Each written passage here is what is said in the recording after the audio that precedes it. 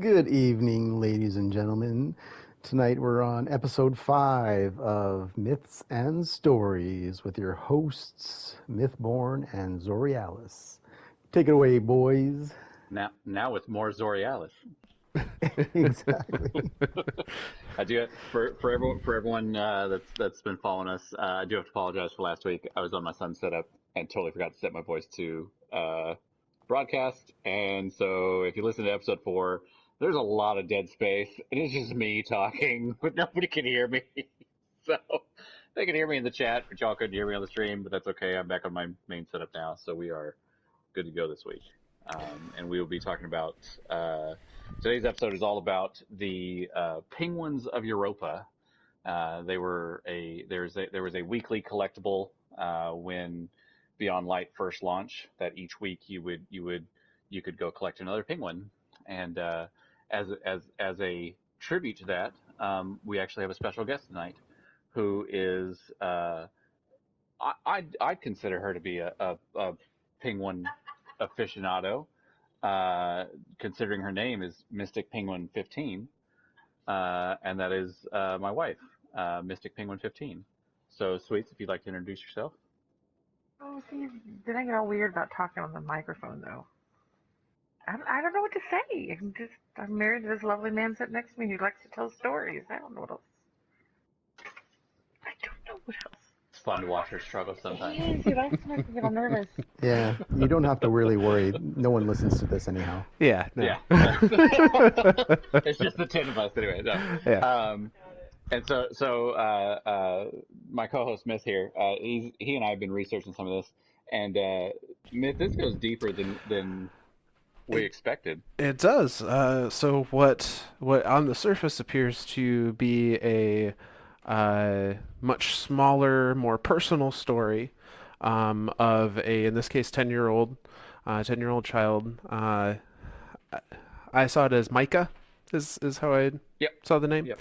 or how I pronounced it to myself. Abram or Abraham? I think it's Abram, Mica Abram. Abram. But so all the story that you get as you discover these penguin collectibles every week is told through the medium of letters that are being written by young Mica. And these letters are all addressed to the traveler. I equate them very similarly to a kid writing letters to Santa. Is kind of the feel of it, you absolutely. know. Using it a little bit as an outlet, a little bit as a this great mythical figure, although they can see the traveler at this point. This is all Sure. during the Golden Age. But that kind of vibe. Very, very much this. I thought of it as like a comfort blanket type thing, Yeah, it almost like a journal or a diary, something that Sure. he was able to express what he was feeling and thinking at the time, and help him work through some difficult scenarios. But yeah, so what on the surface appeared to be no more than that, a small personal story about a boy on Europa, or a child on Europa, excuse me. They never specify one way or the other. Turns into a little more as you dig a little deeper into things, both inside and outside of the lore book about the penguins. So, without further ado, we'll start with letter number 1. So, Well, real quick. Yep. So the penguins themselves, when you go pick them up on Europa, they're these little. They're very much like an orange. They look almost like a wooden toy. But to kind of step out of the game for a second, they were also able to be purchased on the Budgie store as a physical item. And when you opened it up, there was an actual penguin inside with a little like headset and everything. So I took them to be as like autonomous, like, we had trained penguins how to do tasks. And as you will learn, that is not the case. that is not the case, That is not the unfortunately. case at all. Although that I'm a would little be bummed pretty about it, but awesome at the same too. time, I'm like, yeah, I'm okay with that. But yeah, so In the first letter, Micah writes to the traveler, and I'm not going to read things verbatim, Sure. but I'll give the general points, and we can discuss on certain things that stick out. So, writing a letter to traveler, similar to kids writing a letter to Santa, we learn that Micah was born and raised on Mars, uh, but is now leaving for Europa, specifically the Eventide colony on Europa. Uh, we learn that the Traveler is in Io at this time, is currently terraforming Io, So this which is pre, this is during, pre-collapse. yeah, pre-collapse during the Golden Age. Yeah, and specifically, it's we're not exactly sure on time frame, but we know that the Traveler was terraforming Io at the time the darkness actually attacked. So presumably, this is fairly close to where the collapse it started. Sure. Um, so, Because uh, to kind of step out of Micah's story for a bit, mhm. do we have any type of time frame on how long the facilities on Europa were up and running before the collapse? um, I think we do. Let me find it though. Because I'm. that was something. While you're looking, I'm going to kind of go off a little Mhm. bit here. So that because that was something that was very interesting to me. I always when I was started reading this, I looked at it as like Micah was like one of the first families showing up there. But the more you read into it, it's definitely not that. Like the the Eventide is an established, like the whole facility is already built. It's all underground. It's a sprawling, essentially community of researchers and stuff like that uh, that work at the facility um, on Europa, which is of course run by Club Spray himself in his attempt to achieve godhood for humanity with his EXO program. Uh, and when we learned that the Travelers is on Io, terraforming Io, that's when I was like, oh, okay, well this is Europa's been there for a hot second, and the facilities are all built up, everything like that.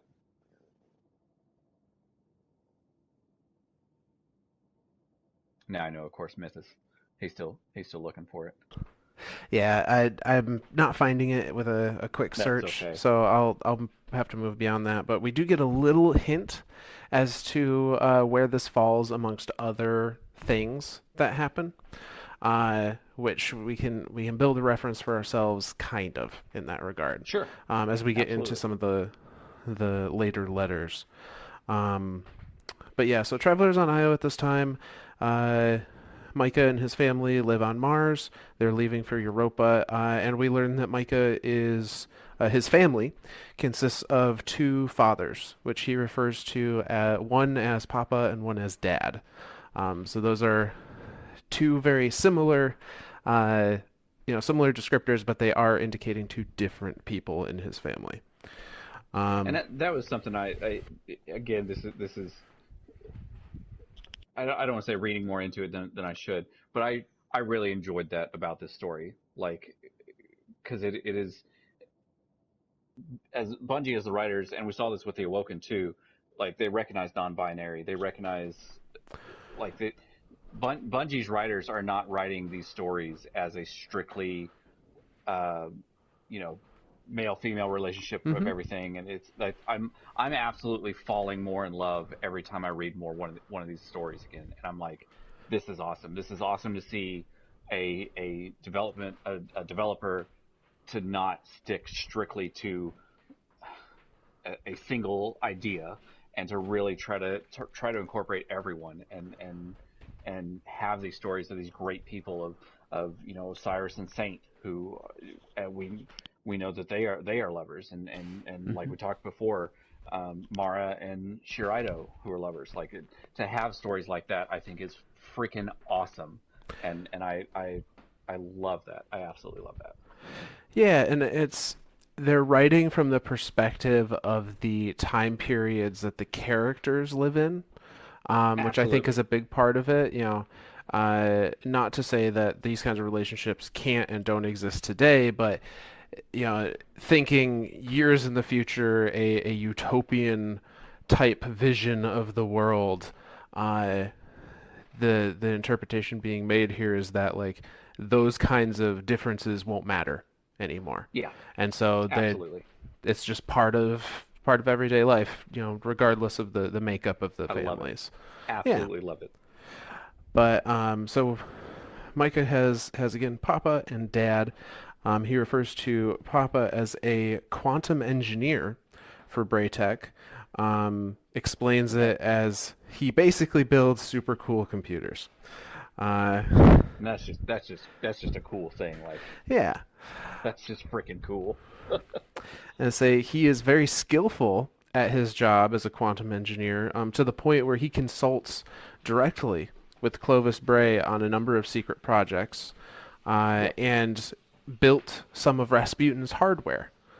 Yep. So this is a engineer that is very highly regarded within Braytech, or at least I can only assume is very highly regarded within Braytech. Well, Um, and all of Braytech, because like Anna's whole thing was the war mines, mhm. and so I'd be curious to find out if he worked with Willow on Siva.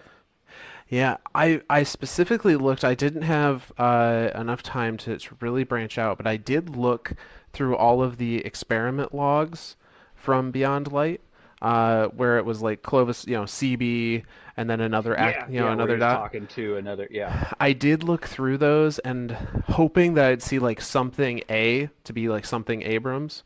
sure. Um, Unfortunately, I didn't find any in those. Oh, bummer. I know, I was really hoping, but I would not be surprised if we find reference of an Abrams in other lore cards and we just didn't have the time to find them. But Absolutely. Yeah. regardless, very well regarded engineer within Braytech. We know for a fact worked on Rasputin as well as other projects, Yep. and he's very open with Mica. He's very open. Uh, Tells him that, or tells Micah that you know he likes to bring his work home and show what he's doing, uh, and essentially under the stipulation that you can't tell anyone that I'm showing you this Yeah. top secret stuff, but Like uh, I equate that someone to like today, like their dad works at the Pentagon, and they're just like, "Hey, we just developed this super top secret weapon, but don't tell anyone, right, don't tell or we'll anyone. have to kill you." Like, yeah, that's what I equate to that too. But it's kind of cool at the same time because he approaches it as giving his child a learning opportunity that he could not get elsewhere. Like the Yeah. and to his credit, throughout reading these, Micah is for a 10-year-old especially, and I know it's all fictional writing, but is presented as a very intelligent young child. Oh yeah. Has a very good understanding of the core principles of even things like chemistry and uh, thermonuclear uh, principles, and like Yeah. I don't know if that's just them saying the golden age's way of educating people was so good that even young children this was common knowledge, or if it Absolutely. was That's what because I read it as. yeah, no, I think that's probably where they were going with it. And then in addition to that, he's got his uh, papa in this case keeps bringing Hmm. in top secret stuff that he just gets to learn more about. Yeah. Uh, so his other father, who he refers to as Dad, is also a worker at Braytech, specifically a psychologist, um, which kind of perplexes Micah a little bit. Sure. He's not really sure what his dad does over there. He kind of wonders, or say Micah kind of wonders to themselves. Again, they never dictate one way or the other. Uh, that maybe they need dad to train a war mind like Dr. Anna Bray did. Only instead of Yep. language, he'll teach it how to analyze dreams. Yep. Uh, which I thought was an interesting little note, and I want to look more into that at some point. because I feel like a war mind having dreams sounds somewhat familiar to me. And maybe I'm just thinking of the Exos and their dream sequences that they go to. That's what I thought. That's what I thought they were directly referring to. Like when they started talking about analyzing dreams, I was like, well, this is the entire EXO thing. Like all EXOs have the dream, and this is Hmm. his dad is hired specifically to analyze these and figure this out. Like, how do we work through this issue? Yeah. So I just thought it was a neat little tidbit of, hey, this is probably something to pay attention to. Uh, Absolutely. and I thought it was interesting. Micah kind of ruminates or questions on the traveler. Asking, do you have a hard drive or a brain? Are you an AI like Rasputin? Have you ever talked to Rasputin before? Uh, it's similar Yeah. questions to what we ourselves have asked through the Destiny lore.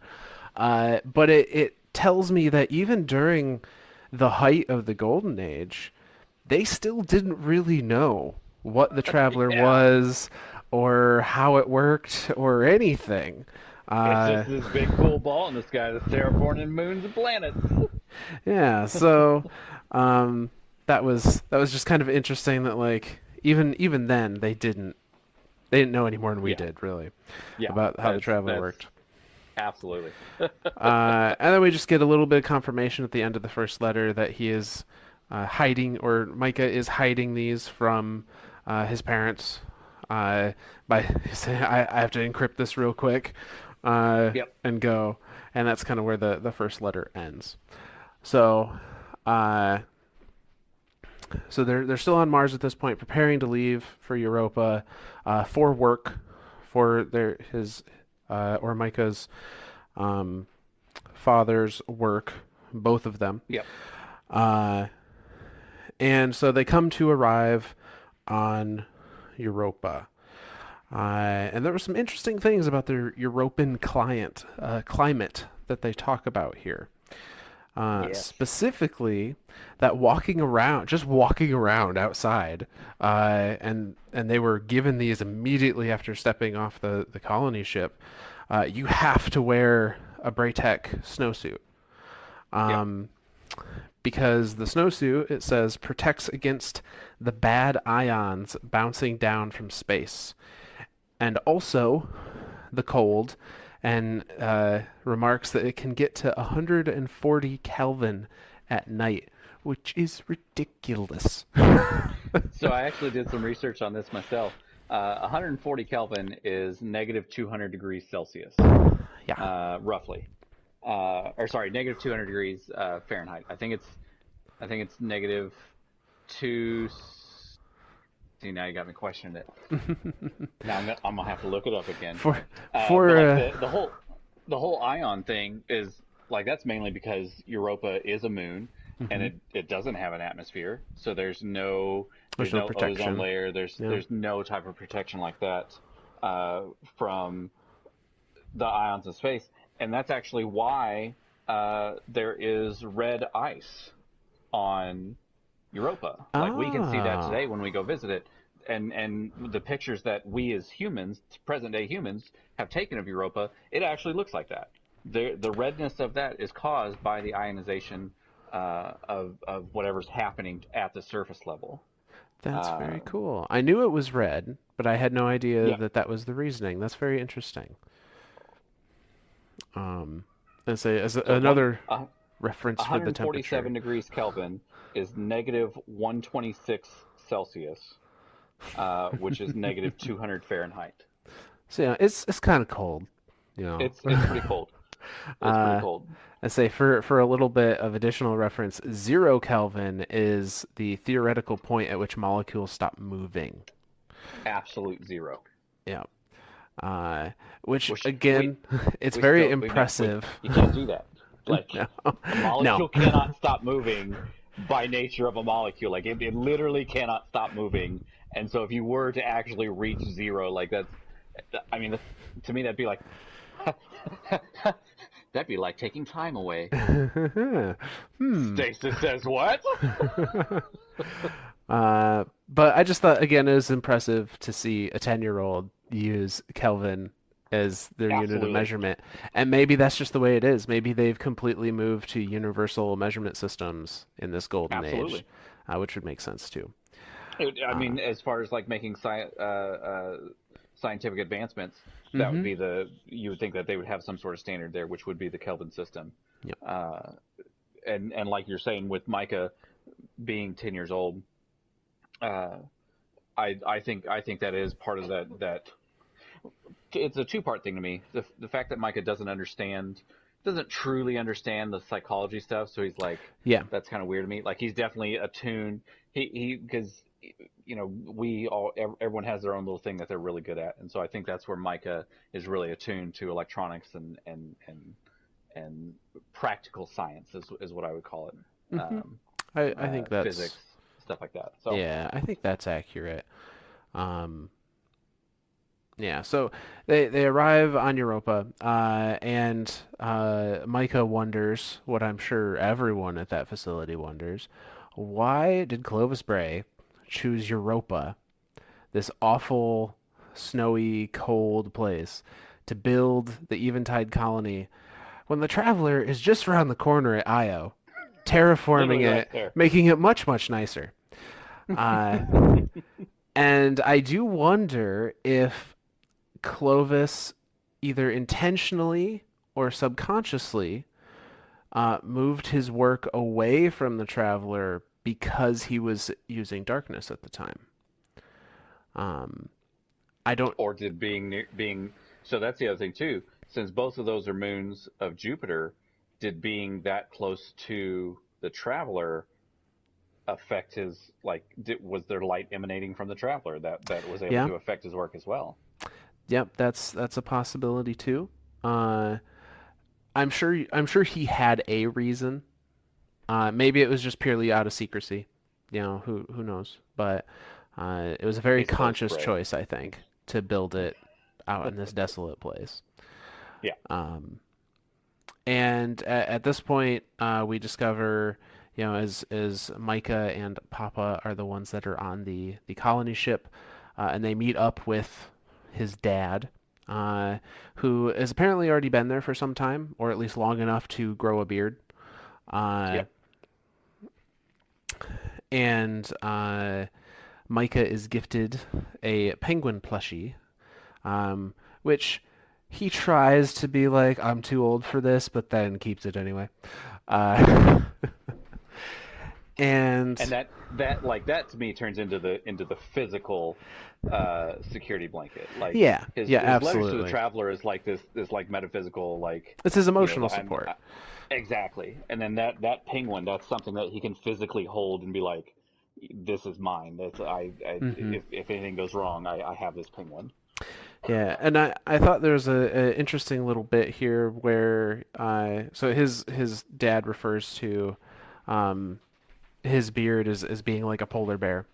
Uh, Like kissing a polar like bear. kissing a polar I love that. bear. I love that one. And that causes Micah to question to the traveler in his letter, like, do you know what polar bears and penguins are? And he Yeah. says, back before you came, they lived on Earth's two poles that were a lot like Europa. So that makes me wonder, are in Destiny's timeline, did penguins and polar bears go extinct prior to the traveler's arrival? Because it kind of seems that's what's implied. Oh, now we got input from the expert. Hang on.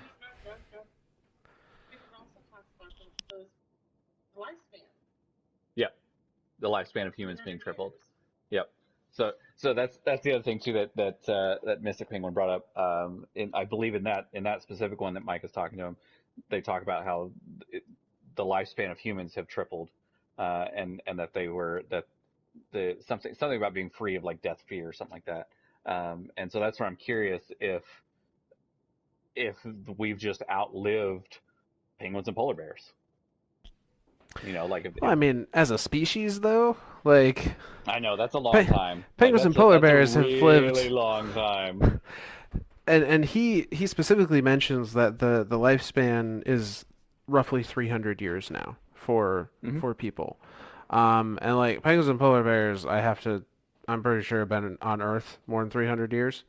I think so Uh, too. so, I mean, unless we just so happen to perfectly line up with the end of their species. Yes. Regardless, it was just a little note that I thought was interesting. Yep. Perhaps Bungie putting a little touch on climate change there. Yeah. I definitely read it as that too. Yeah. But Mica decides to name their newly acquired penguin plush Mihalova after the scientist aeronaut on the Ares 1 mission, which was the mission to make contact with the traveler on Mars. And also references the other two aeronaut names, Hardy and Quinn. So those were the three that we see in the very first Destiny cutscene Yes. ever. Those were the three That make first astronauts that were make contact first with the contact. traveler. That's awesome.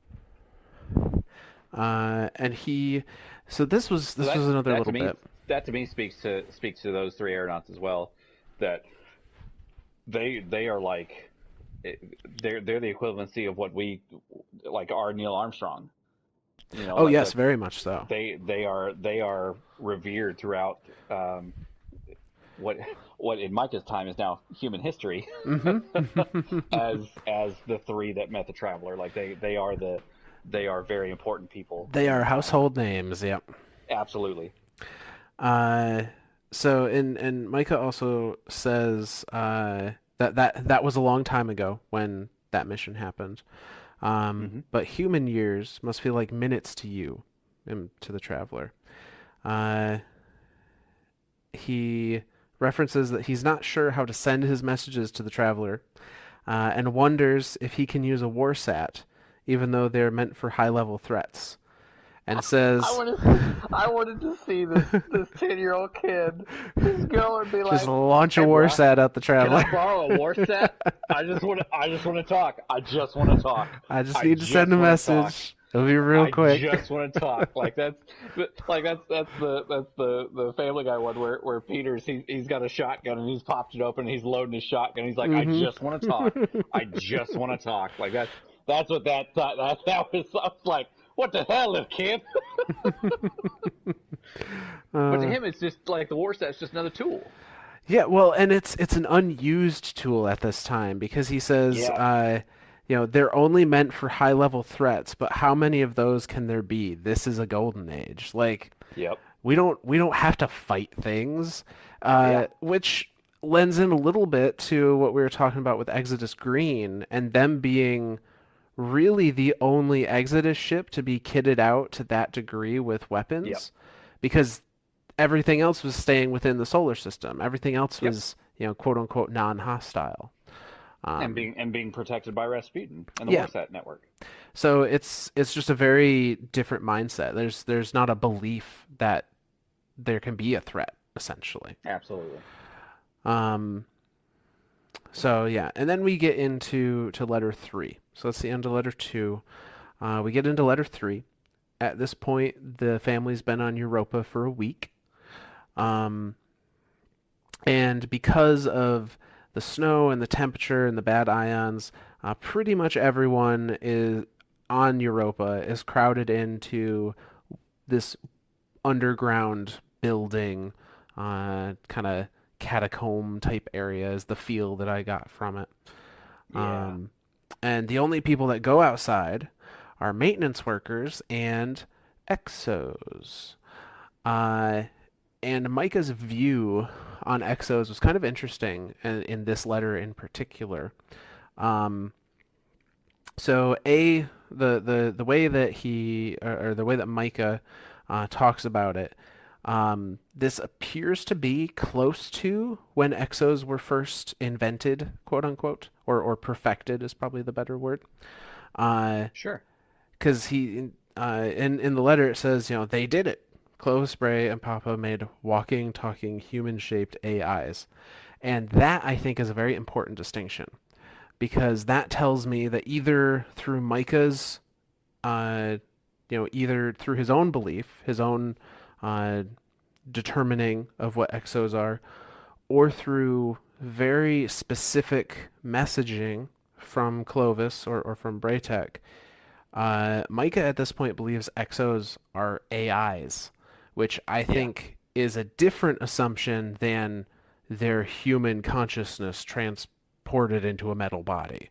Uh, absolutely. he's So viewing even them through so the even same vein as like a Rasputin. yeah, absolutely, absolutely. And to him, there's still such a new thing and so secretive that I mean that's really all the information he has to go off of. Like the only other thing in the universe to him right now that has ever done anything like that is Rasputin, the AI. Hmm. And so And everything about these walking, talking AIs is in his eyes, like you're saying, that's all there is. There is no there's no not understanding, but there's the thought of putting a human consciousness into a metal frame isn't like that's not right, a thing. right. That's That's not not like a even something on their radar. Like yeah the only people that know that that's what's trying to happen are the people in Braytech at this time, the highest the level of highest Braytech. level. Uh, which I'm led to believe that Dad in this is in that highest level. Um, Absolutely. and probably both parents, honestly, probably both Dad and Papa. Uh, and because Papa tells Micah that that's why Dad is here to talk to the Exos and analyze their humanness. Which Micah doesn't quite understand because to him it's like, how can an AI have humanness and why does it matter? Yep. Um, and so exos are apparently around enough that people have seen them enough to have formed a fear about them, or an uneasiness about them, um, with the exception of Micah. Essentially, he states at least that he's not scared of them, although others are, and that he's been told by his papa that he and Micah are very similar in that they forget to fear what they do not know. Yep. They want to investigate before they maybe get ahead of themselves and want to their curiosity gets the better of them Yep. before other things like fear and whatnot. Um, so uh, as they're getting kind of a tour of this place from Dad in this case, uh, they see an exo and Micah wants to go talk to it because ooh shiny new thing. Yeah. He's very Absolutely. curious. He wants to figure out like how does it work, what's it gonna how's it gonna respond to my questions, all these things. um Yeah. and his dad essentially tells him like, you really shouldn't. I know how much of a chatterbox you are, and let's let's just not. uh he essentially says, but I need to go, talk with this exo, so give me just a second. Uh, and so Dad goes over and talks to the exo, at which point, uh, Papa, who's still with Micah, kind of does the parent thing. It's like, oh, you're not really that bad, Yeah. don't believe everything your father tells you about it. Yeah. That kind of feeling. Uh, um, And it's mentioned that when Dad comes back from talking to this exo, that he has a worried look on his face. We don't exactly know what transpired in his talk, um, but it's something that has noticeably worried him. And when he's asked about it, he essentially just says, can't talk about it, doctor-patient confidentiality, Yeah. which again makes Micah question. uh, he goes, how can that be a thing when there isn't really a patient? Yeah. Uh, which, just kind of further implies that the exos are human consciousnesses at this point. They're just being played off as AIs, uh, Absolutely. or that's the best understanding that Micah has at the time. Yeah. So, still very much a secretive program that is Yes. that, and like even I think even as Guardians today, like I mean, it wasn't even until Beyond Light that we truly started to understand Hmm. what the exos are, and so like for this kid to be at the beginning of it and to see what's going on, like, and he's still even he's like, that's weird, that shouldn't that I don't understand what that means, Yeah. and that was a nice little touch there. You know, yeah, it's very interesting to see how exos were first, like what people's first impressions of them were. Yeah. Uh, and this also tells me that if we look at our timeline, so if the Traveler's on Io, terraforming Io, and we know that that's where it was when the darkness attacked, Hmm. exos did not come into the playing field until near the beginning of the collapse slash the end of the Golden Age, Yeah. which is very interesting. So they were, kind of right at the cusp of this change of ages. Yep. Um, but yeah, so now we continue into letter four. At this point, the family's been there for a month on Europa. Uh, and Mica goes to a school, quote unquote, which is explained as really just 50 kids crammed in a room. Uh, I and think of it as like a rural community, um, where it's like there's not enough kids to form like an elementary school, a middle school, and a high school. yeah, They just kind of took all the kids and crammed them into one room, and it was like, well, learn stuff. yep. We'll find someone that can play slides up on the projector, and Yeah, you'll you'll take notes. Yeah. Uh, absolutely. and so he goes to this school where but there's a number of other kids there, and Micah discovers that all of the kids got a penguin, not just Micah. Um, Which that just super bums him out, I right? know he's like, oh, I thought I was special, but I thought I was special. I mean, he's still special, but at the same time, like your penguin is not as right. unique as you expected it to be, or as you Uh, have believed it to be this whole time. but he finds that some of the kids have thrown their penguins away, which he's not okay with, or Micah's not okay with. Um, and so Micah rescues one from the trash chute, and Hmm. decides to name it Calumet. I think it was Calumet. I think that's the pronunciation. Um, Margie says yes. Sorry, okay. Mystic Penguin says yes. After an aeronaut that had died on the mission to Mars prior to making it there to meet the traveler. So there were actually four aeronauts that left on that mission, or at least four, but only three survived long enough to actually make contact with the traveler. Um, Which is and interesting because like even as our today's standards, it takes a hot second to get to Mars hmm from Earth. So like I'm curious if that was a there was some type of complication or if they just genuinely just they died on their way there. Just oh well that blows. Yeah, I mean, at the time that, canonically, the time that humanity meets the Traveler in Destiny's timeline, or in the Destiny universe, is like is the same year as Destiny launched in real Yeah, life. I can only assume that that implies the same technological advancements have been made absolutely. in the in-game universe, so it would be just as long of a trip to Mars for them at that point as it would be for us right now. Yeah, Uh, so yeah, I think it is probably just they were in a rocket ship for years, and yeah, unfortunately they didn't all make it.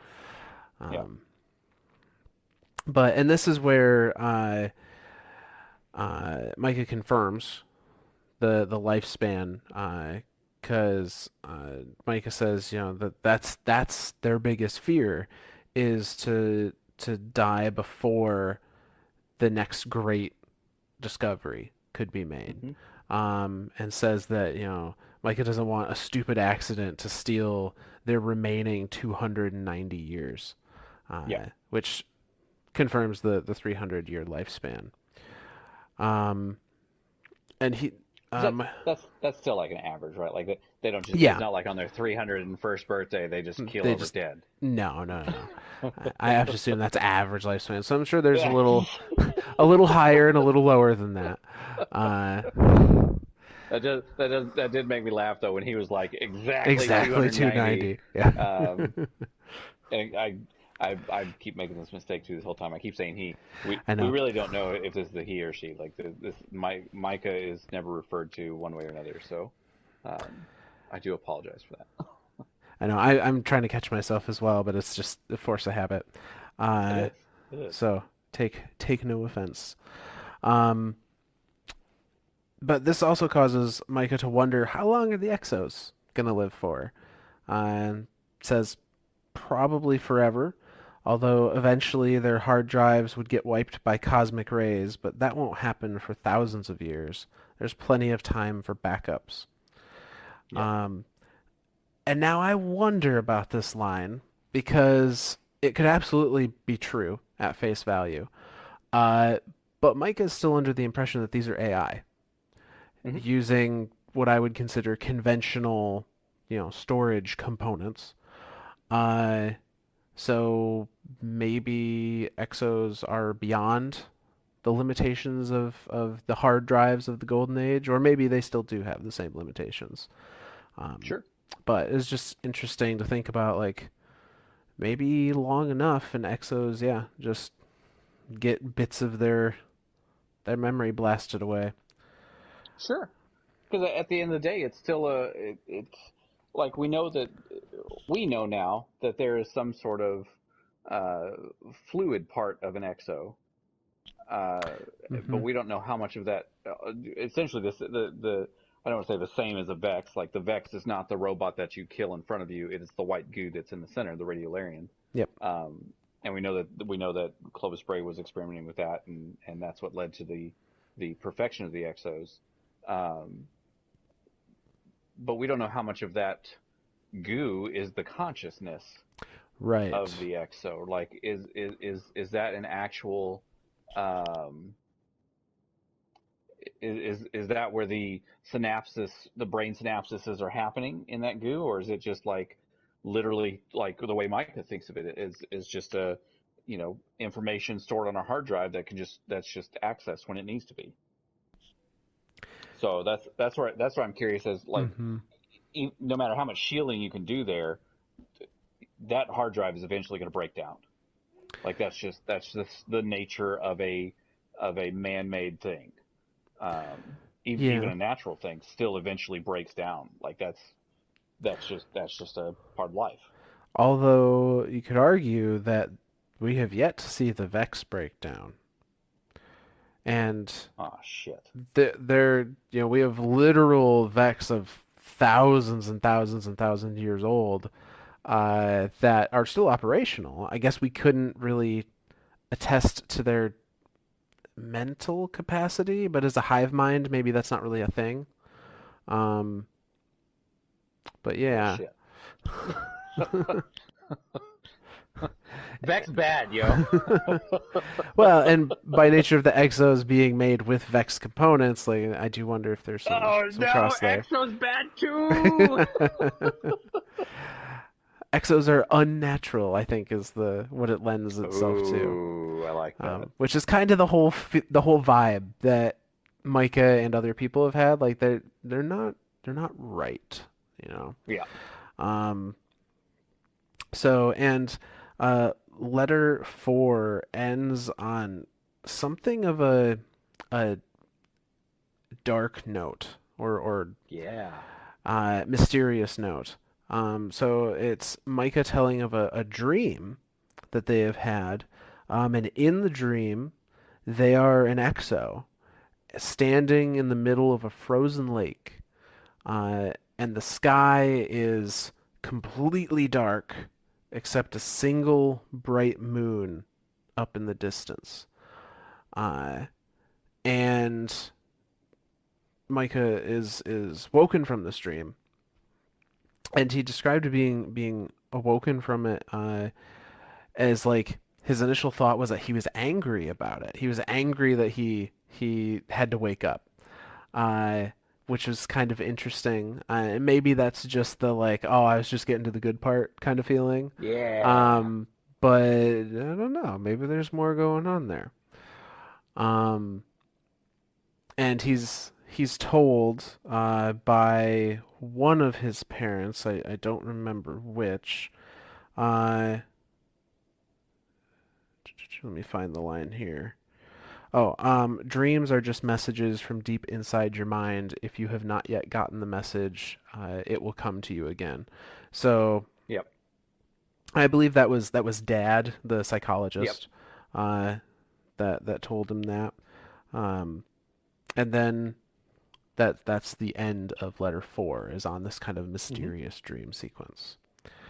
Uh, so now in letter five, Micah describes that his class went for a field trip, which was really just everyone getting suited up and going out into the tundra. And Micah thought that it was less because they needed a field trip and more because the instructors were just going stir crazy. Yeah. Which you live in a underground facility for months on end, it'll happen. We can kind of see that with what's going on with the Just pandemic right now. just a Like bit. everyone getting locked inside their houses, they go a little nuts, and And heck, we have windows and backyards in some cases, and they have they have nothing. nothing. They Uh, have metal walls, metal ceilings, metal floors, and that is it. but so essentially, the instructors of his school, or of Micah's school, uh, send all the kids out into this frozen wasteland because that seems like uh, a very good idea for small children. Why Um, not? and tells all the kids, make sure you buddy up, make sure you're always in sight of, the facility. And so of course Micah immediately breaks away from everyone. And But in not technically, right? I mean, in the way they justify it is, well, I can still see the Exo Factory, and that's where I want to go. So, and my buddy is the penguin that I brought with me, so I'm not technically breaking any of the rules. Uh, Yeah. And he's got two of his buddies now. He doesn't just have the yeah, he's one got now. both Now penguins. Yep. he's got the both of them. Yeah. Um, so needless to say, decides that Micah decides, whatever those other kids are doing, screw it, it's boring. I want to go check out this factory because that's cool and Yeah. exciting. Uh, It's shiny and new. right, and Micah is still, you know, has this draw, this curiosity towards the Exos.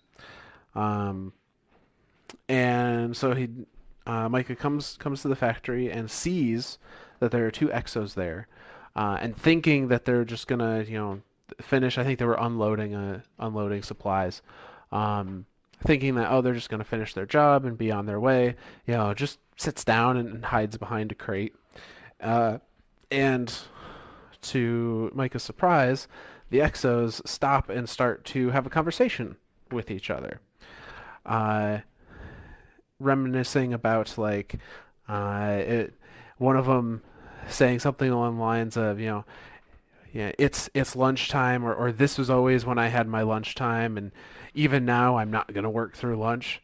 Uh, Yeah. Screw the man. yeah, uh, talks about missing the feeling of being hungry, Yeah. which the other remarks to as being hungry for being hungry. Um, Yeah. and then they mention, very, very briefly, one of them asks the other, "Did you tell the shrink about the whisper?" Uh, and I had a couple questions about this. So I think the implication is the shrink, the psychologist, is Micah's dad in this case. Yep. Um, I believe that to be true. Now I've been under the impression that the long, slow whisper, which I assume is what they're referencing here, Hmm. was the process of an exo having their memory wiped, having themselves reset and a number attached to the end of their name. Okay. Uh, However, I don't know how that lines up with something that they would be telling a therapist. Um, and I would have to assume that by nature of being one of the the people checking for the humanness of the exos, that Micah's dad would already be familiar with that process. Yep. Which leads me to wonder if maybe the long slow whisper is something else, and if so, what? So I have two. I say I have two theories. Of course, I'm going to tangent and have like 30 theories by the time I finish talking. So one, obviously in Cade's last messages to us, he talks to I say he talks to us. He mentions the long, slow whisper, and that's where I always believe that to be the same thing. Like, is that like where your parts of your memory are getting not put back? Because now that we know more about the process of it, even Clovis Bray says, like, we can pick and choose what we want to put back. Like, if there's a memory we Mm-hmm. don't want in there, we just don't put it in there. So that's kind of like, on the one side I'm like, oh cool, so all the shitty things that's happened in life, you just screw those things, those never happened. Like, that's it's kind of cool, but at the same time I'm like, it's a dangerous game to be playing. A little um bit, a little bit. yeah. Uh, which I this actually, as we're talking about this, makes me think that we have had so many Greek references, especially in our last couple episodes between the Glycon and the Yeah. Maracena and the Reef and all of that has had a lot of Greek references. Uh, I don't believe it's ever named in a Greek reference, but what this makes me think of is in the underworld in Greek mythology, Hmm. specifically within Elysium, within the underworld, there is a river that runs through Elysium that when spirits drink of it, it makes them forget any regretful memories. And that's kind of the Dude, same. that's crazy. That's crazy how much that's lining up. Like, that's super freaking cool. Could be complete coincidence. Maybe I just have it on my mind because of the Greek references in the previous episodes, but that's what I it makes me think of. I think that's what. Yeah, no, absolutely. But as far as the whisper itself, I also am curious if either the early exos or as exos kept going, that this whisper is actually them slowly losing their minds, Yeah, which is that's we know that that's a thing in the early days of the exos because of was it DER?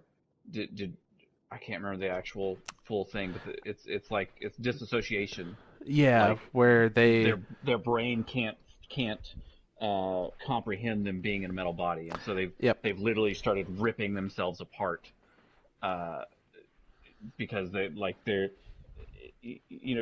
we as humans know that when I extend my arm, that's as far as it's going to go.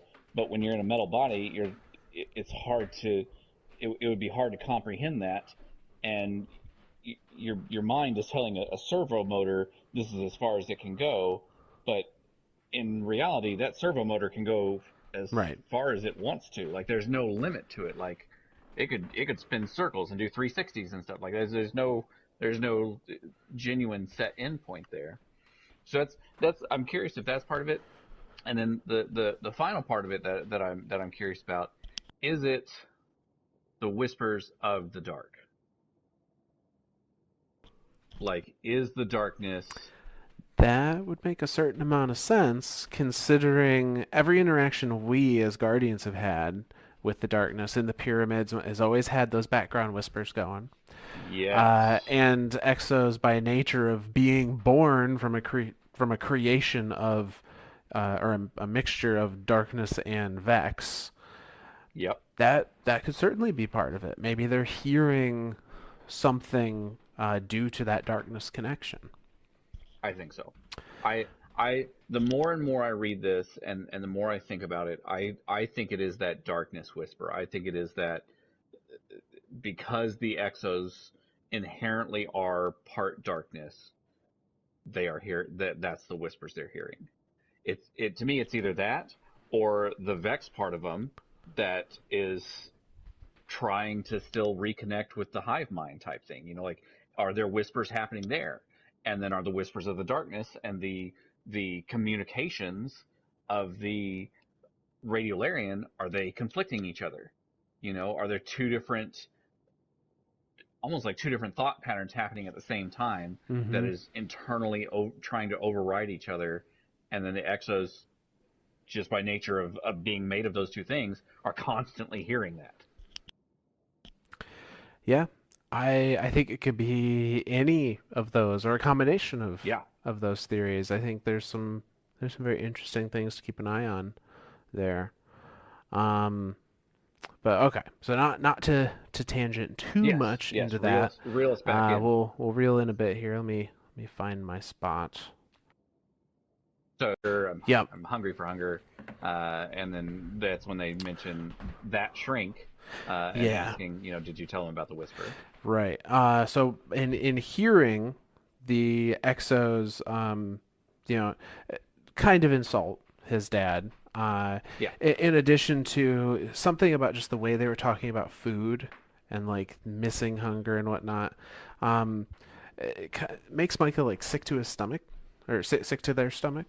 Hmm. Enough or uncomfortable or just uneasy.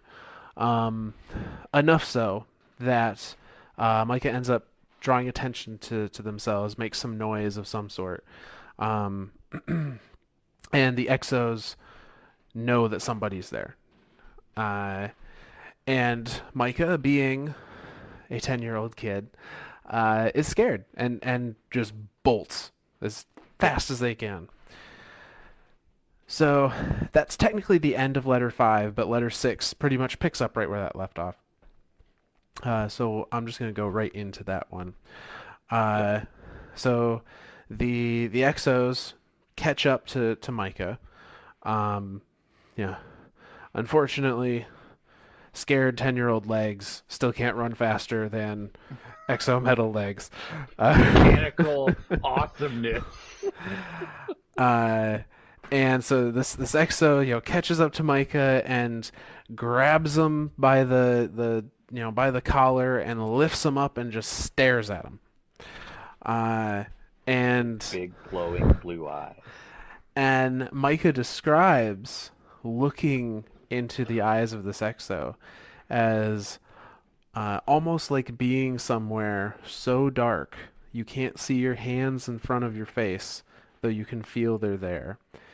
Something about looking into the eyes of the Exo is like staring into a pit. Yeah. Which again I think it just references a bit of the fact that they're made of dark, and maybe some of that is coming through in some way. Yeah.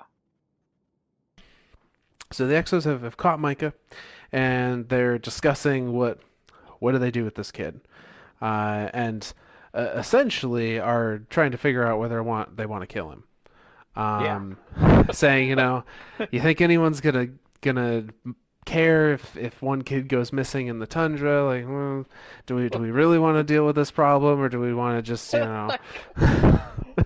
So I mean that's and to me that speaks of like the security of the exo facilities itself, Mm-hmm. and like even the exos are essentially this top secret thing that, like, oh my god, this thing saw us and we weren't necessarily acting like AIs. So I'm curious if the other exos that are around the facilities, that they actually do interact with, act like AIs, or if like where his dad had to talk to the AI and he was and Michael wasn't allowed to, if they are trying to keep that hidden still, because they knew that if that Papa knew that if Micah started talking, now this thing was like this exo, this metal thing would start talking to Micah in a human term, like in Mm-hmm. very much as a human itself.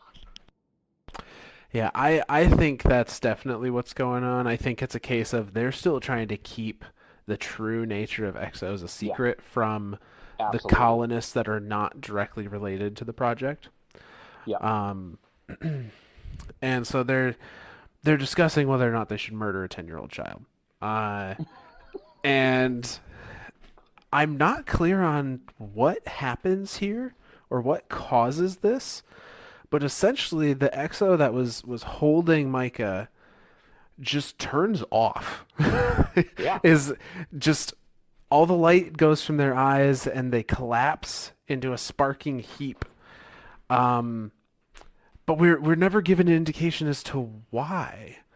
Like, is so in my head it's like that eagle eye security thing, like watching it goes, oh shit, they found a kid.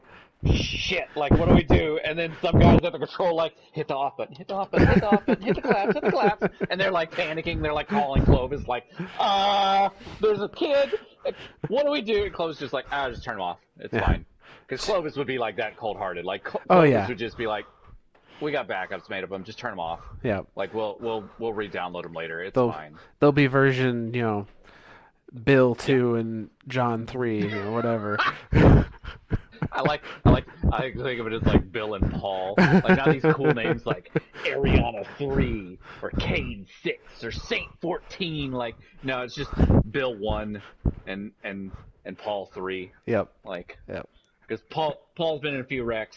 He gets into shit he shouldn't. Bill's the more level-headed guy, and he's like, no, let's think this through. And Paul's just like, nah, fuck it, man. We got these exo bodies. Let's do it. So, for reasons yet unknown, these exos get turned off, and Mica is freed. And Mica just runs, as anyone would. Sure. Just bolts back to his class to their classroom. Finds that that Mica's classmates aren't there, the teachers aren't there, but there's all these penguins piled up in the classroom that presumably belong to other students or are being thrown away or something. And I think in a very like physical security blanket kind of way, he digs through or Micah digs through these penguins, finds the ones that look the most in need of a home, and carries them all back to his home or to Micah's home. Yep. And stashes them under the bed. And then runs all the way back to their classroom or outside their classroom where their field trip was, quote unquote, and is back in time for roll call essentially, and no one ever noticed that that Micah was gone, which is kind of depressing, to be honest. Like even the teacher was like, "Oh, we got 50 kids. It's fine. 1, 2. I can't count to 50. We'll just say they're there." Yeah, And then like 3 hours close later, enough, like, yeah. it's close enough. Like they're not even. Do they even know they came back with 50? Like that's what I'm curious. Like, screw it. We lost 1 or 2 out in the wild. It's whatever, man. It'll be They're fine. dead. They'll be fine. We'll find them in a couple days. Those Braytech suits, you know them. They're the greatest. Oh wait, maybe they're not. It's whatever. So Yeah. say it's interesting as well that Micah still holds a certain amount of reverence for the Bray family because all of the additional penguins are named after the Bray family. Yep. And say Anna, Clovis, Else. I don't know if it's Elizabeth or Elsie. I forget what Elsie. he is. Elsie. Yep. Okay. So yeah. So he essentially now he has the aeronauts and the Brays as the penguin he buddies. names the other 2 aeronauts too. He's Yep. got Hardy and is it Kyo or Zio? QIAO.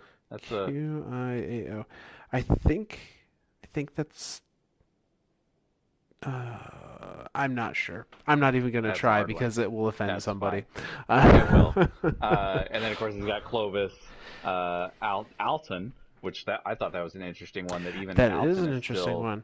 It's interesting that very well known.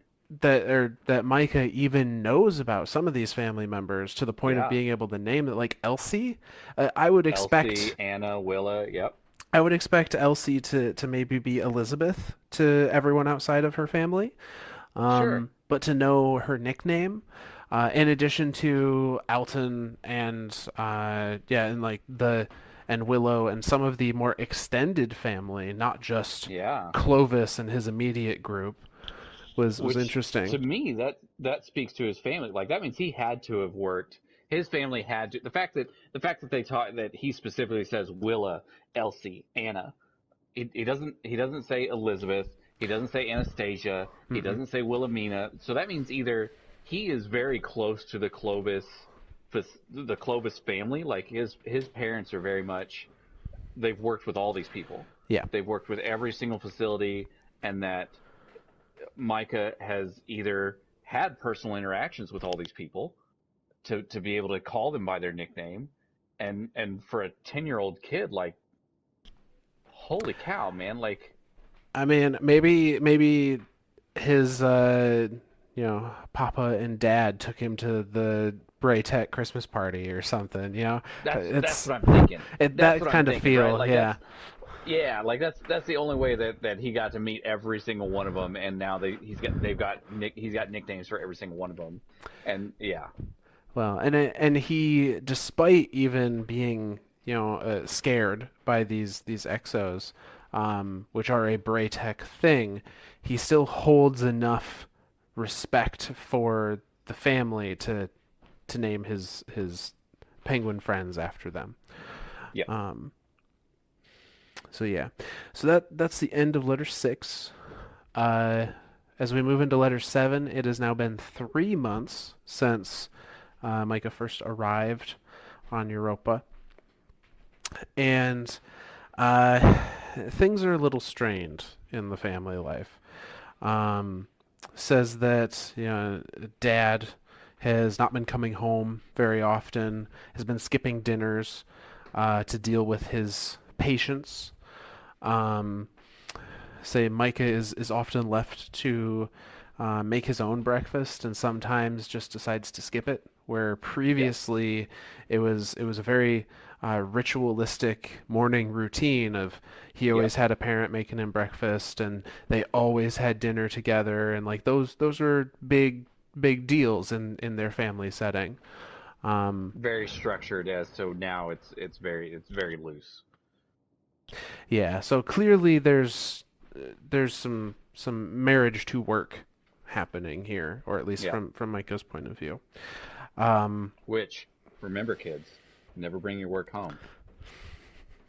yes, yeah, I can speak from experience. unless you're like Mystic Penguin over here who works from home, then just never leave home. I don't know where never to never bring work to work. never bring home to work. I don't know. Never bring work to work. I don't know where to. Yeah, no, I don't know. Hmm. We'll leave someone else to ponder that. Yes, Uh, sir. so yeah, stressed family situation with Micah's fathers, and Micah's having that same dream now, and it's going longer than it did prior to when Every last night, time when he was every woken up. single night.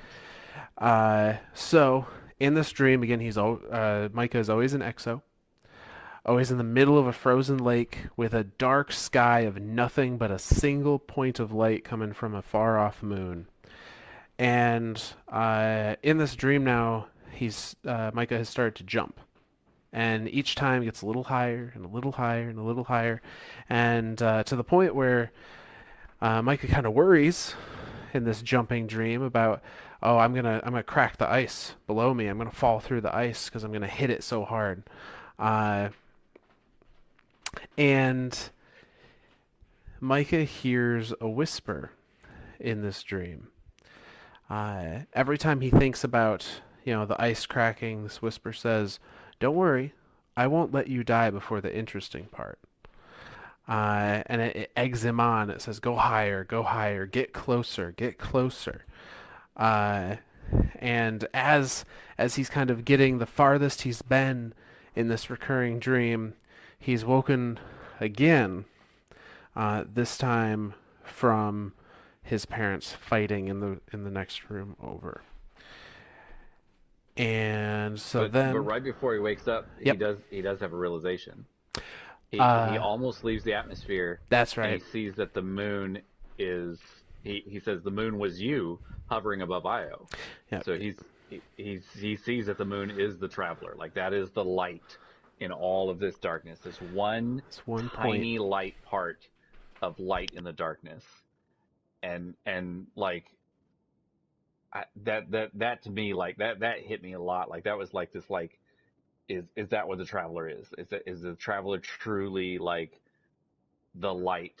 The like is is the traveler's power of light so minuscule that the entirety of darkness around it can just snuff it out to just that single point, that single. And we saw that too with Mara, when she was Mm-hmm. stepping off the hull, and it's just darkness everywhere, and this one little pinprick of light. And so it, like, all of this to me keeps coming to those same themes over and over again. And then when he talks about that whisper, I I that's got to be the darkness. Yeah, I'm really not sure what to make of this bit. Um, Yeah. because by all accounts, I guess the thing that I'm unclear about is why would Micah be having this dream? Yeah. Why would this 10-year-old kid uh, be having a dream about the darkness and the traveler and being whispered to and all of these things? And I'm gonna get a little spinfoily here. Yeah. Um, Spin foil away. I wonder, and I don't necessarily have information to back this up. In fact, if anything, I have information to argue against it more than anything. But I just have this really weird feeling. I feel like Micah is exhibiting things that make me wonder if Micah is perhaps an exo at this point and doesn't know it. Yes. I was thinking the same thing, like this whole time, but like It doesn't line up with other things. it doesn't, but at the same time it kind of does. The thing is, overhears his parents talking a lot, so he may just be catching things that he doesn't realize that's being said about the whisper and things like that that just filter into his dreams. Hopefully you picked up on what Mystic said here. Our special guest is very nervous to talk, but not really. I didn't quite make that out. If So you could repeat. she said she's curious if it's with how close he is to his parents, like how much of their work and how much of their work, them talking about their work, he's picking up at night in his head. Because you know how, like, Mm. sometimes you fall asleep and you hear stuff. It happens all the time Yeah. when she's working and she's in the middle of a meeting, and then I'll have a dream about it, and I'm like, and like in the middle of the dream, I'm like, just solve the damn problem, and then it's like, yeah, that's the yeah. So, but I'm curious as to how much of them talking back and forth, this quantum So he's like engineer and subconsciously this, picking up on their conversations kind of thing. yes, Yeah, no, that could I'm absolutely curious be if that's part a of thing it. too. But I still, that thought, that idea of what if Micah is an exo and he Uh, doesn't even know it. And really what So fucking brought money, and you don't even know it. Yes, Benny, that's how that works. and our other special guest, yeah. Yeah, sorry. Tia Italiano. But no, so the thing that really kind of makes that idea stick a little bit for me, the maybe Mike is an EXO is A, the dream, but Yeah, B, his reaction or excuse me, their reaction to um the discussion the other EXOs were having. The fact that Micah is described as feeling physically ill, hearing these EXOs talk about hunger and not needing to eat anymore, it seems because like he an has to odd eat. response. I don't know if that's like if And we that's we know that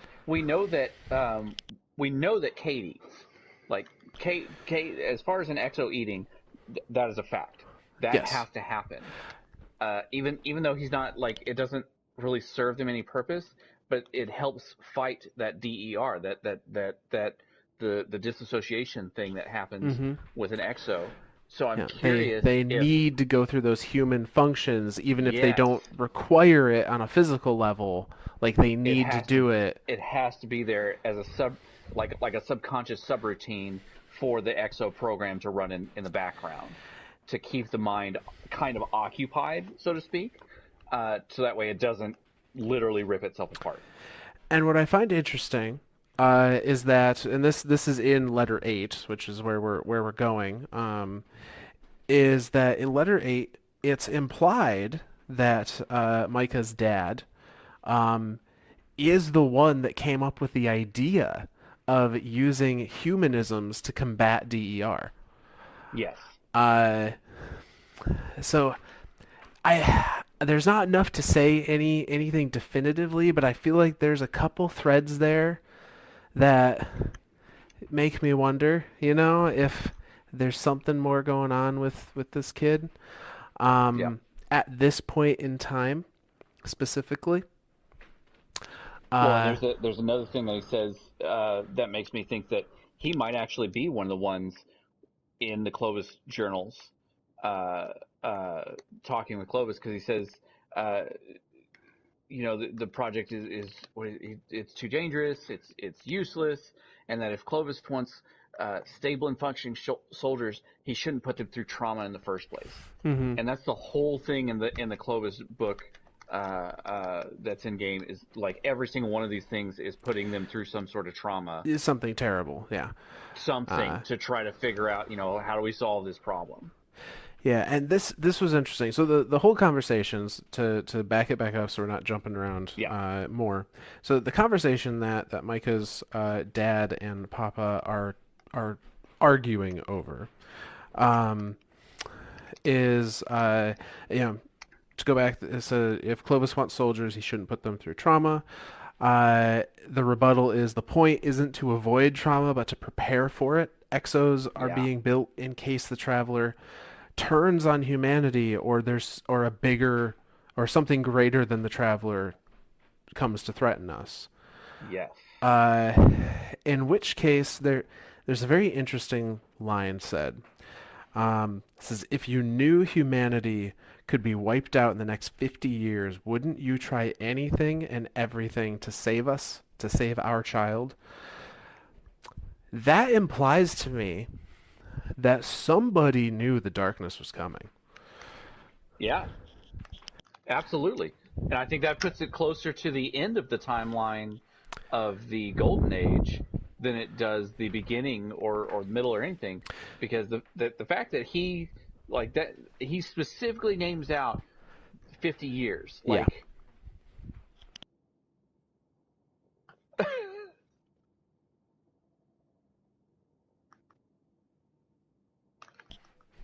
right.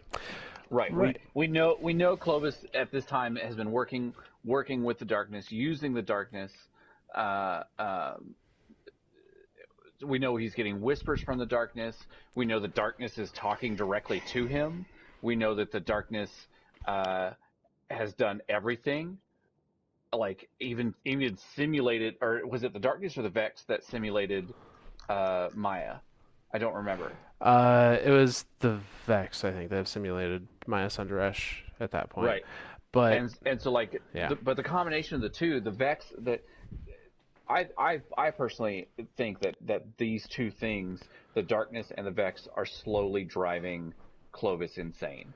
More insane than like just a megalomaniac trying to be the end of oh yeah, the end of human existence, but to the point of like genuinely like breaking down his psyche on a subconscious subroutine level, you know?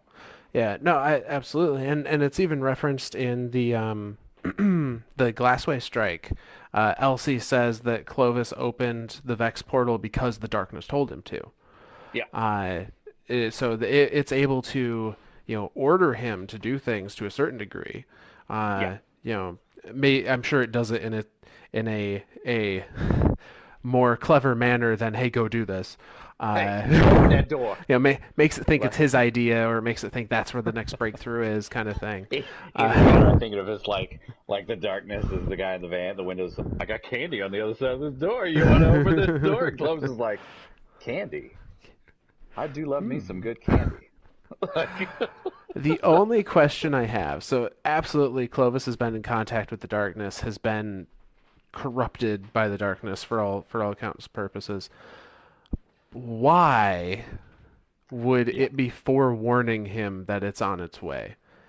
yeah. To the point, and to the point that it's helping him create soldiers specifically to fight it, whether or Holy not shit. the darkness thinks that's a futile effort or not. Like, why even bother? Why even give them the opportunity to develop something to fight back? I've never thought of it from that perspective. That's holy shit. So I don't know. I don't know if we can say, yeah, the darkness is just it gave the same message to Clovis it did to us. We are coming. We are your salvation. Yeah. And if Clovis took that as a threat, And we or know that the darkness plays by sword logic, so it always loses the chess game with the gardener. Um, and so it's trying to create rules within this game. Oh man, this is you might be onto something here, man. so we could argue that maybe if we follow that thread of thought, perhaps the creation of the Exos was a goal of the darkness in some way. Um, Yeah. I don't know what their what the end result they're looking for was there.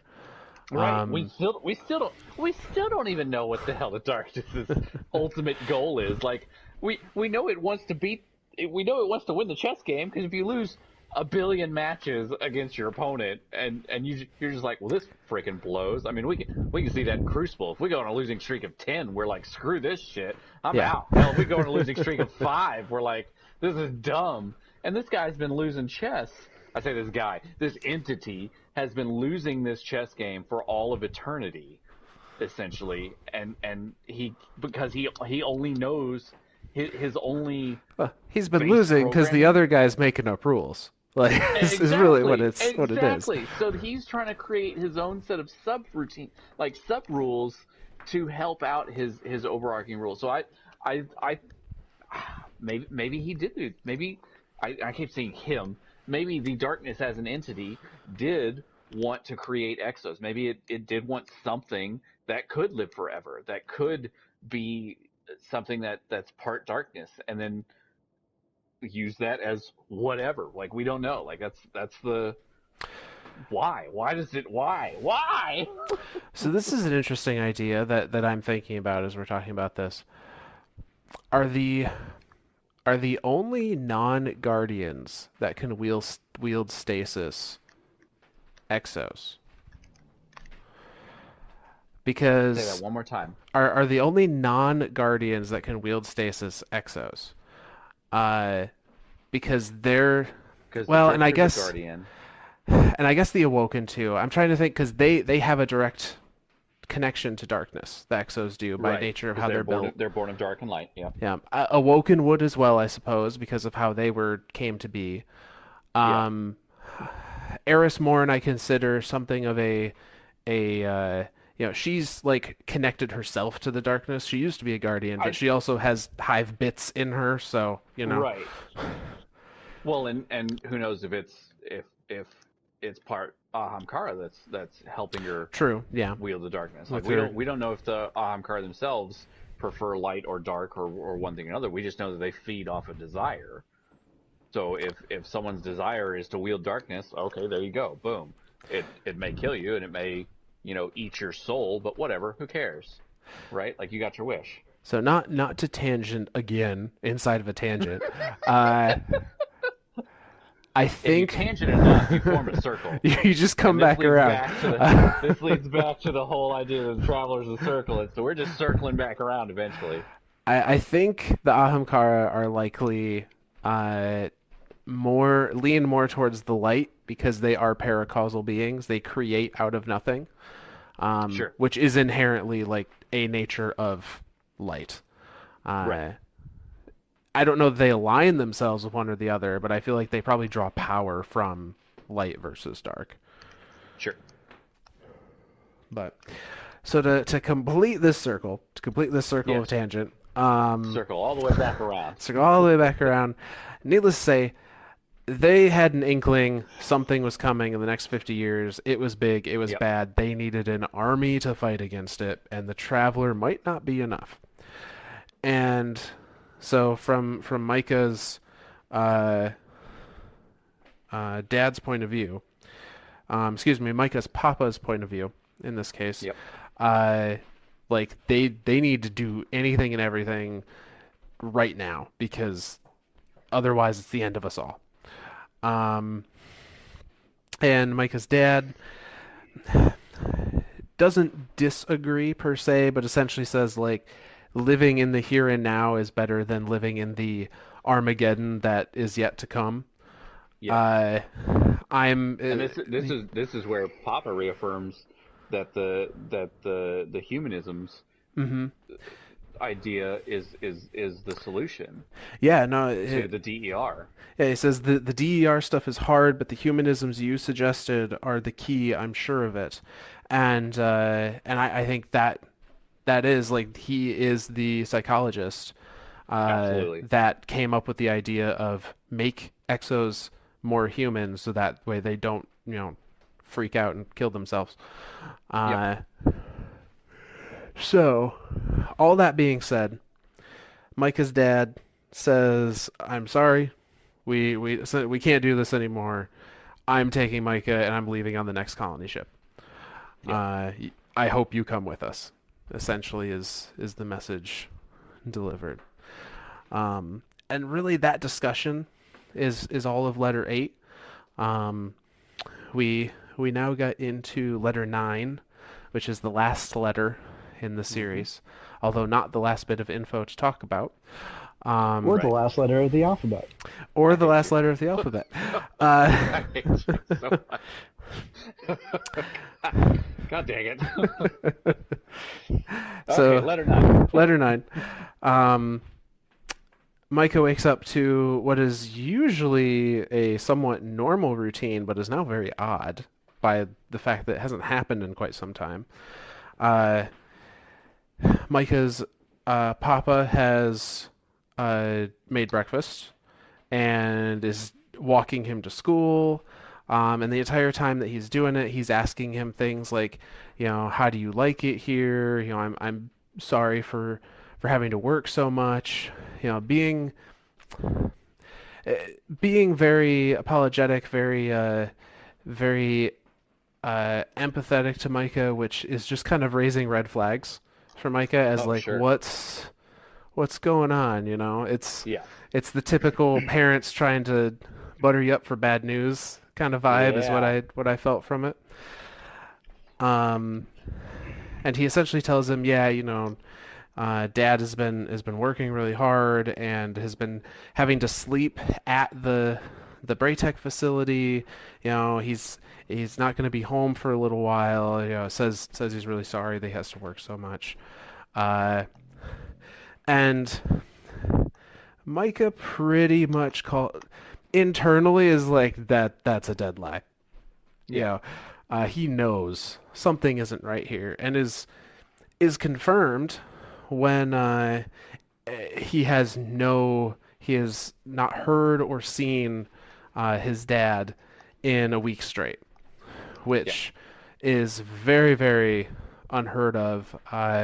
His dad was the one that was trying to bring their family back to what they used to be prior to being a part of this project, and now for him to suddenly just disappear Poof. without any word because of work, quote unquote, just Yeah. doesn't line up for Micah. Uh, and so Who, as we've he discussed thinks before, something's fishy is a going on. very smart kid. Like he He as far really as is. like a 10-year-old goes, he picks up on a lot more of this stuff than what I say the average 10-year-old would pick up on. Yes. Yeah, no, I think so. But during this time, during this week that his dad has been away, Mica has finished, quote unquote, this recurring dream. He's reached the end, and it did not recur again after experiencing it. And in the end of his dream, so again, he is always an exo standing in the middle of a frozen lake with a dark sky with nothing but a single point of light, which we learned is the traveler. And in normal dream logic fashion, Mica is jumping up and down, and each time he gets higher, or each time they get higher, until eventually breaking through the atmosphere of Europa, or stratosphere of Europa. Gravity. Because remember, Europa has no Europa anything. has no anything. Um, and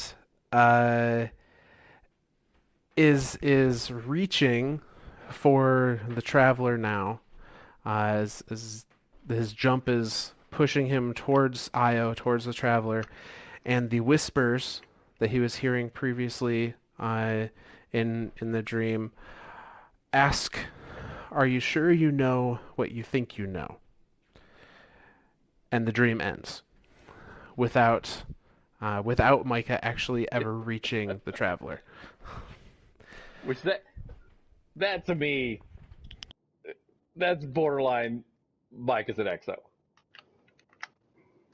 It certainly seems fishy. Yeah. Something like that. Like to me, that's like okay. What do you mean by you think you know what you think you like? What the hell? Especially if we consider, whether it is the long slow whisper or not, we know for a fact Clovis has the ability to remove and pick and choose memories. Yes. Maybe Mica was never that smart of a 10-year-old. Maybe Mica just thought they were 10 and has really been through the gambit a couple hundred times, It's but it doesn't, I don't know. It doesn't quite line up. There's like it's almost like a wavy line next to a straight line. It's like Yeah, like every it's once so in a while it close, lines up and you're but like, oh well that's it. And then it just moves away from it. It's like, oh no. We're just yeah. reading too much into this. But I don't know, man. This is I don't know. So, Micah has had this dream, has finished it, but doesn't really understand what it means and hasn't had it again. And Papa comes to Micah and says, "Hey, Dad's gonna be home soon. We're gonna all go out like we used to, and have a big family outing. It'll be a grand old time." And Micah again is like, "Bullshit meter." Yeah. To the point where Micah has decided, he goes, I'm not waiting anymore. I'm not going to listen to being lied to anymore. I'm gonna pack myself up in my Braytex snow jacket, and I'm gonna grab my penguins, and I'm gonna go outside to the supply ship that I know takes me off of this damned place, and I'm gonna search for my dad at the same time. And so he sneaks out in the middle of the night and leaves this last letter as a goodbye to the traveler and to his papa, who's still asleep at home.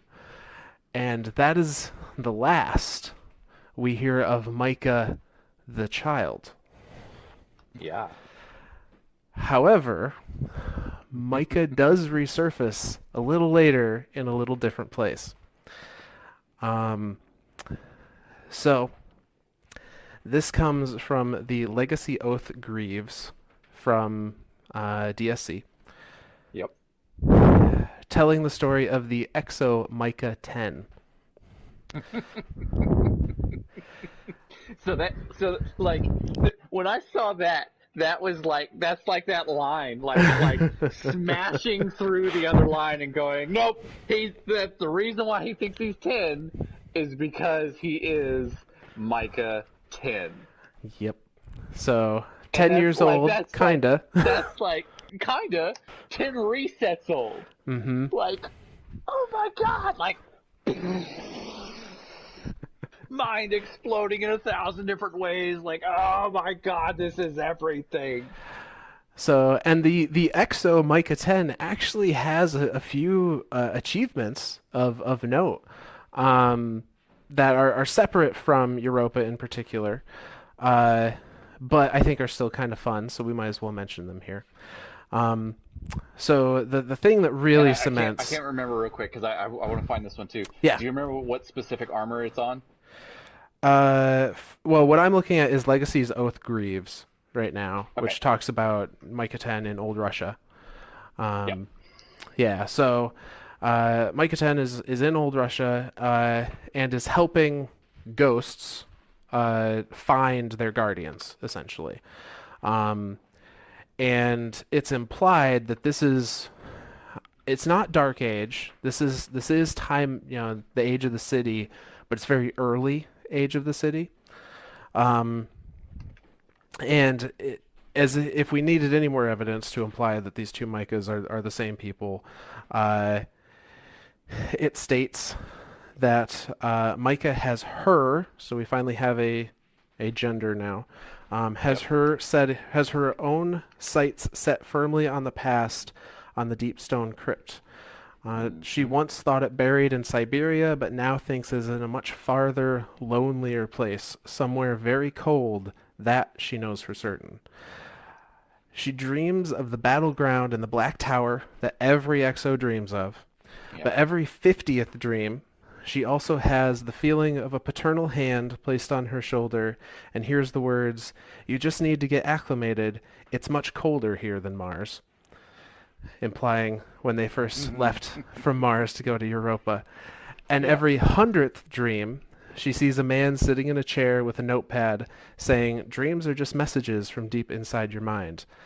Her psychologist father explaining dreams initially to her. Um, she curses whoever made her. Yep. Uh, so it's unclear at this point to me if Mica 10 is a guardian or just a very, very old EXO. Yeah. Uh, it doesn't clarify until later she absolutely does become a guardian. Um, Yep. but at this point, I think it might just be a super old EXO that I think so has too. lived through Because everything but further forgotten in that one, most. it says in humans, body sensation is a form of communication, the connection between the mental and physical.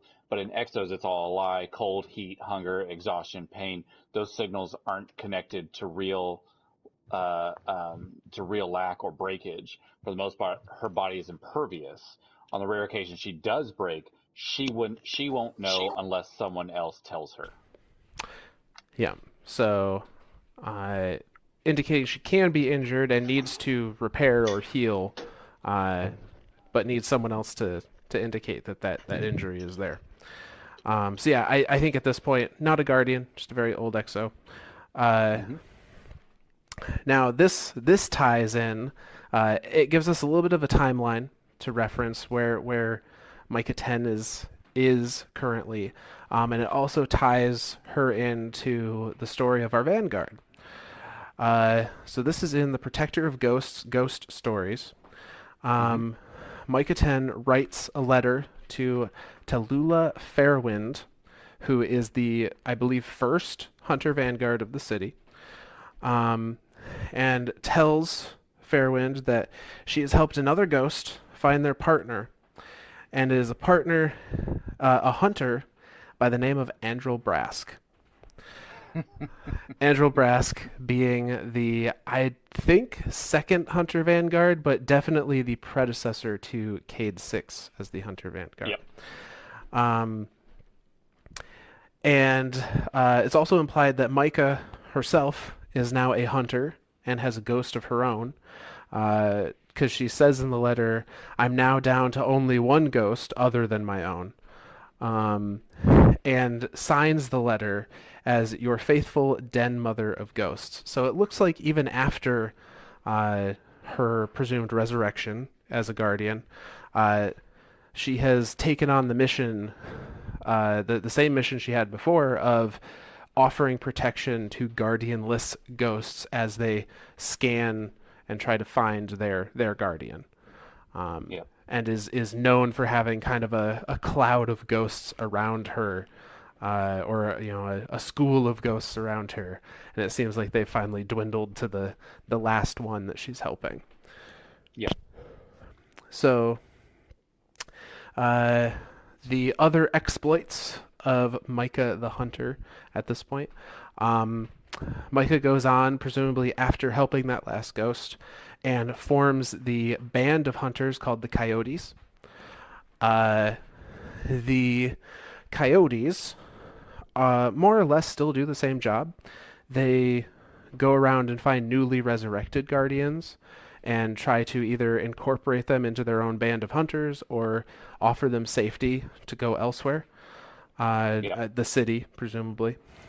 Um, and there's a little interesting tidbits that I picked up on in these. This is the sixth coyote in the bandwagon lore tabs that Micah is mentioned in. Yep. Micah says to one of her members of the Coyotes um, that they have some new guardians, and new guardians kind of ponder like, how do people pick their names? Like Yep. how do people know what to call each other? And Micah says that exo guardians always are resurrected with memory of what their name was, but nothing else. Um, That's so crazy. Micah knows that she is Micah. Cade Yep. knew that he was Cade. Mm-hmm. You know, uh, presumably Saint knew that he was Saint. Although it is possible that they know their true names but chose to not use it. Um, but yeah, Exo Guardians always remember their name but nothing else. Human and Awoken get nothing and have to pick a new one. So to me, that's again comes down to the two-part nature of the EXO, being part darkness, part Vex. I'm curious if the name is a subroutine buried deep within the Radiolarian, that when they do get rezzed as a guardian, that is the one thing that can activate that's it's on such a simple, either a simple subroutine or it's on like every subroutine, that is the one thing that comes through with the resurrection. Yeah, Because this I does. don't think it's a property of the darkness. I don't Because think if so to either. me, if it was a property of the darkness, then all Awoken would remember their name. The big question mark for me is on the Legacy Oathgreaves, that lore card, is Micah a guardian at that point or not? Um, I if would like to think that she is. so, if she is, that brings about another question because she is technically not only remembering her name, but she is dreaming and remembering her parents. And so, if she is a Another guardian at that subconscious point, subroutine, possibly. either the Vex are offering, the Vex part of an Exo is offering access to more memories and such there, um, And the fact that it or happens on exact dream cycles, that to me leads to a mechanical thought. That leads to me to a mathematical portion, which to me leads to the Radiolarian and the Vex.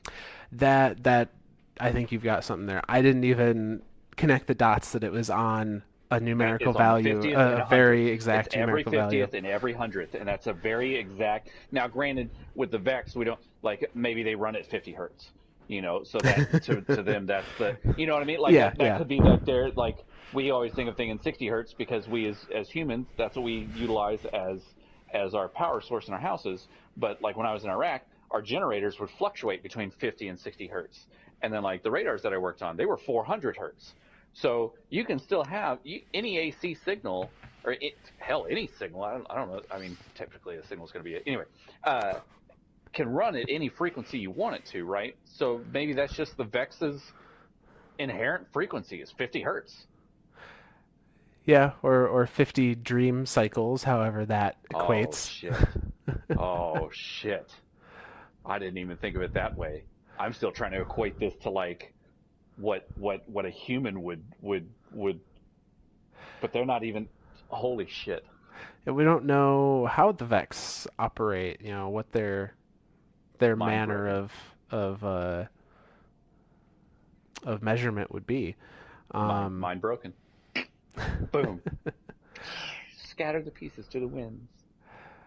so yeah, but that's the story thus far of because by all accounts Micah is potentially still out there somewhere running Right? with the band of coyotes. Um, Because the so coyotes are the ones that were in. Is it Palamine? uh, let's Or let's am I thinking differently? so are you thinking of Jaren Ward? That's what I when I think of Okay. coyote, that's what I start thinking of. And for some reason, I remember the coyotes being mentioned there, but that could be something just my brain associating two things that have nothing to do with each other. Like because one started with the letter C and the other one ended with the letter E, and so now they're both coyotes. Like that. Yeah, That could just be my brain being my brain. I don't know. I don't see anything. I just did a quick search in Ishtar Collective. I don't see anything in particular um, Okay. referencing the coyotes to. Uh, yeah, it was like Palamine or something like that. The Yep. previous home of Jaren Ward. Um, Yep. I'm only seeing it in reference to uh, the Just the the band of coyotes coyotes themselves. Just themselves. Yeah. yeah. So that's and yeah. I There's so many like it's hard to tell if Mica that entire time was an EXO. Like there's so many little things, and Yeah. I'm curious. I'm truly curious if I mean, because like the fact that like none of the other kids, she doesn't really interact with any other kids. Mm-hmm. It's there's so many little subtle things there that lead me personally to believe that that entire time she is the first working EXO, and obviously the EXOs worked for a while, and then they started developing DER and having issues. But then when Micah's dad comes up with the idea of maybe we need to put the humanness back in them. We've taken so much humanness out of them that they don't know how to be humans without destroying themselves. And so I'm curious if either because that was the last letter, and at the beginning of that last letter, Mica does mention that this is my last letter that I'll be sending you. I, Mm-hmm. I don't know if I don't know how I'll ever get these letters to you, you being the traveler, obviously, uh, and so I don't even know if these letters will even be sent. And so I'm assuming, again, this is kind of drawing on different topics and ideas and thoughts. I'm assuming that we as guardians are finding these letters like tucked inside the little penguins Yeah. That because was my assumption.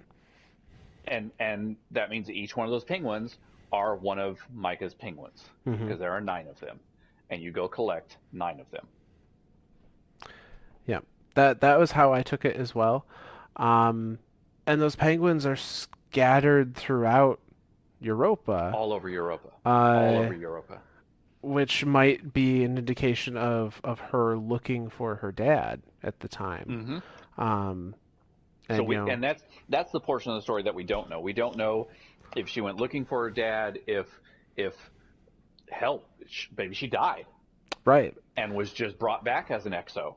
Like maybe her dad just so happened to have her consciousness stored somewhere. We've seen parts of the inside of the Brave facility. We know that there are mm-hmm. huge amounts of data banks in there. Like especially like when we go fight the Techno Rat.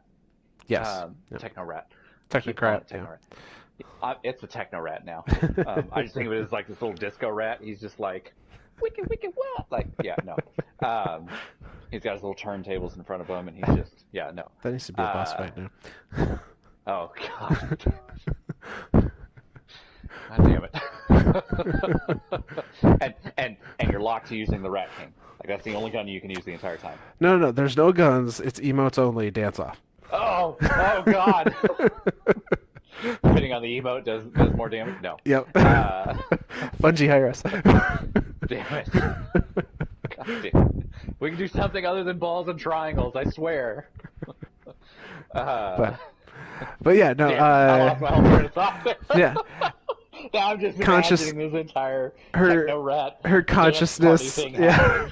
Her consciousness is potentially stored in Clovis somewhere. Right? Like so we don't know if Clovis Bray, because obviously her dads are very very much in that high up Yes, hierarchy absolutely. of Clovis Bray itself.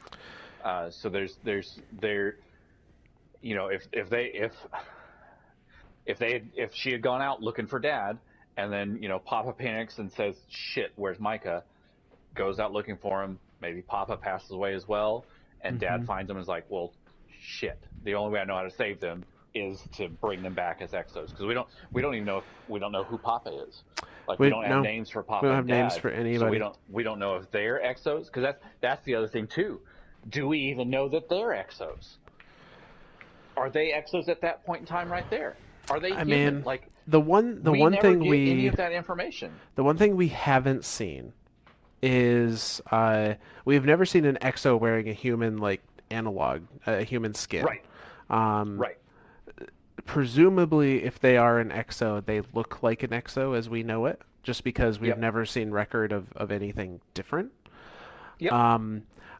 Part of me wonders if perhaps these letters weren't written by 10-year-old Mica. Perhaps these letters were written by Mica 10, like reliving or remembering the previous life. Because that could kind of explain some of it.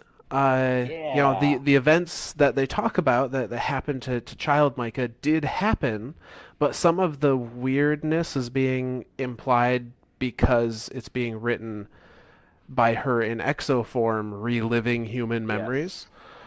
Yes.